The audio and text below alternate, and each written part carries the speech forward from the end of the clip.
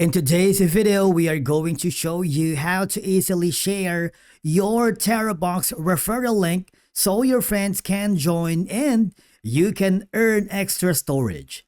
Let's begin.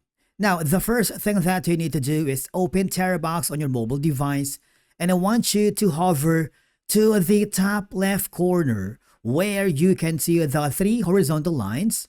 Click on it and scroll down until you find the webmaster. From here, as you may notice, Terabox offers a referral program using the webmaster. Choose a plan and start your journey to making money.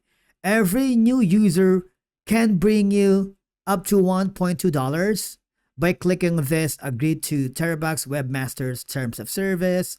Click this, and what will happen is you will be forwarded to a new page. I want you to click the share button, the three circle at the top corner. Click the more button, click the arrow, and copy that link. It's super simple. Now you can share this referral link to different social media outlets like Facebook, Instagram, Twitter, Telegram, Messenger, and WhatsApp. It's up to you. All I have to do at this point is send them to your friends, encourage your friends to sign up using the link to get the rewards.